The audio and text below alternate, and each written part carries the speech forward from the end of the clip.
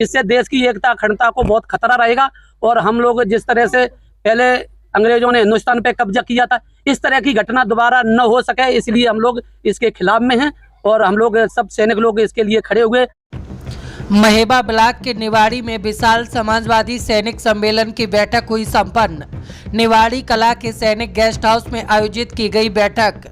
समाजवादी सैनिक सम्मेलन में इटावा जनपद के कोने कोने से बड़ी संख्या में पहुंचे पूर्व सैनिक।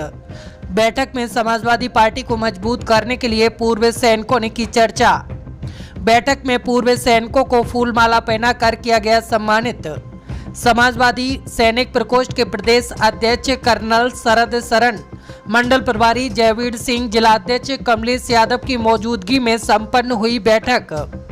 जयवीर सिंह कानपुर मंडल प्रभारी बोले, धरती पुत्र श्रद्धेय नेताजी मुलायम सिंह यादव ने जो सैनिकों के लिए किया था, उनके पार्थिव शरीर को घर लाने का काम किया है, इसलिए हम सैनिक उनको भुला नहीं सकते हैं।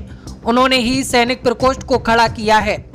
अग्निवीर को लेकर उन्होंने कहा कि जो 4 साल में सेना के नियमों को समझ पाता है, वह इतने कम समय में देश की क्या सेवा करेगा।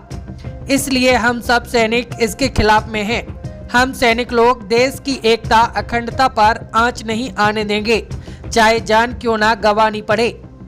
भगवंत सिंह यादव, कमलेश चंद्र यादव, ग्राम खितौरा एवं समस्त समाजवादी सैनिक सम्मेलन प्रकोष्ठ ब्लॉक महेबा द्वारा आयोजित की गई बैठक, जिससे हमारे राष्ट्रीय पूर्व धरती पुत्र मुलायम सिंह यादव जो सैनिकों के लिए, हम लोगों के लिए उन्होंने जो किया था कि उस समय हम लोगों का कपड़ा आता था और नेताजी धरती पुत्र मुलायम सिंह जी ने हम लोगों के पार्थिव शरीर घर तक ले जाने का काम किया है। इसलिए हम लोग उनको रक्षा मंत्री को भुला नहीं सकते हैं और उन्होंने ही सैनिक प्रकोष्ठ हम लोगों का खड़ा किया है और हम उनके ही सदकदमों पर चलते हुए एक देश में, उत्तर प्रदेश में मिसाल पैदा करना चाहते हैं कि सैनिक लोग एक सच्चाई की रास्ता पे जो सत्य काम करता है, उसी के सदकदमों पर चलते हुए राष्ट्रीय अध्यक्ष माननीय श्री अखिलेश यादव जो भी, उन्होंने भी सैनिकों के लिए काफ़ी काम कर रहे हैं। कि पहले सरकार थी, उस समय हम लोगों का 20 लाख का प्लाट अगर कोई खरीदता है तो उसको राजस्व फीस माफ कर दिया था, ये सरकार ने लागू कर दिया है। इसलिए उन्होंने अनुशासन दिया है कि जैसे अभी 4 साल के लिए वीर से वो चलाई है अग्निवीर, उसको उन्होंने वादा किया है कि अगर हमारी केंद्र में या किसी के साथ सरकार मिलकर के बनेगी तो अग्निवीर को खत्म करके जिस तरह से पहले चलती थी पूरी पेंशन मिलेगी, सबको वादा किया है। और इसीलिए हम सैनिक लोग सत्य की रास्ता पर चलने वालों के साथ खड़े हैं, तत्पर। जय हिंद, जय भारत, जय समाजवाद। सरकार ने जो अग्निवीर की जो भर्तियां कर रहा है, उस पर क्या समस्या आ रही है आपको?